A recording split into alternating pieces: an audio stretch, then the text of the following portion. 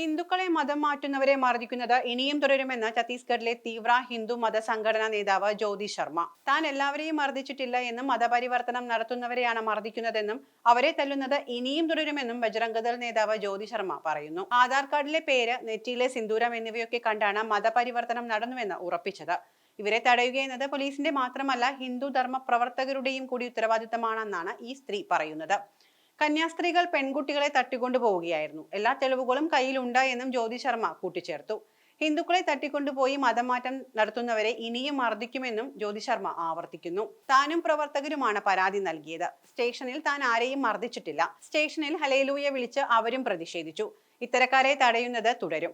ആവശ്യമെങ്കിൽ മർദ്ദിക്കും. താൻ ഒരു പാർട്ടിയുടെയും ഭാഗമല്ല എന്നും പോലീസ് തന്റെ കൂടെ ഇല്ല എന്നും ജ്യോതി ശർമ്മ പറയുന്നു.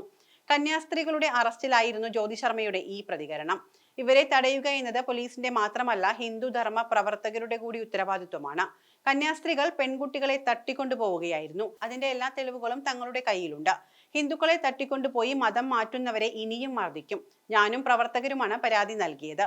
സ്റ്റേഷനിൽ വെച്ച് താൻ ആരെയും മർദ്ദിച്ചിട്ടില്ല. സ്റ്റേഷനിൽ ഹല്ലേലൂയ വിളിച്ച് പ്രതിഷേധിക്കുകയാണ് അവര് ചെയ്തത്. ഇത്തരക്കാരെ തടയും. ഞാൻ ഒരു പാർട്ടിയുടെയും ഭാഗമല്ല എന്നാണ് ജ്യോതി ശർമ്മ പറയുന്നത്. ദുർഗ് റെയിൽവേ സ്റ്റേഷനിൽ കഴിഞ്ഞ വെള്ളിയാഴ്ചയായിരുന്നു സംഭവം നടന്നത്. തലശ്ശേരി ഉദയഗിരി ഇടവകയിൽ നിന്നുള്ള സിസ്റ്റർ വന്ദന ഫ്രാൻസിസ്, അങ്കമാലി എളവൂർ ഇടവകയിൽ നിന്നുള്ള സിസ്റ്റർ പ്രീതി മേരി എന്നിവരെയാണ് അറസ്റ്റ് ചെയ്തത്. പ്രദേശത്തെ ഒരു സംഘം ആളുകളുടെ പരാതിയിലാണ് പോലീസ് നടപടിയെടുത്തത്. കന്യാസ്ത്രീകൾ മനുഷ്യക്കടത്ത് നടത്തുകയാണ് എന്നാരോപിച്ച് ആളുകൾ ഇവരെ തടഞ്ഞു വെക്കുകയായിരുന്നു. ആഗ്രയിലെ ഫാത്തിമ ആശുപത്രിയിൽ ജോലി ചെയ്യുന്ന ഇവർ സഹായത്തിനായി 3 പെൺകുട്ടികളെ കൂട്ടിക്കൊണ്ടു പോകാനായി ദുർഗ് റെയിൽവേ സ്റ്റേഷനിൽ എത്തിയതായിരുന്നു. അവിടെ പെൺകുട്ടികൾ കന്യാസ്ത്രീകളെ കാത്തു നിൽക്കുന്നുണ്ടായിരുന്നു. ഇതിനിടെ TTE എത്തി ടിക്കറ്റ് ചോദിച്ചെങ്കിലും പെൺകുട്ടികളുടെ കൈവശം പ്ലാറ്റ്ഫോം ടിക്കറ്റ് ഇല്ലായിരുന്നു.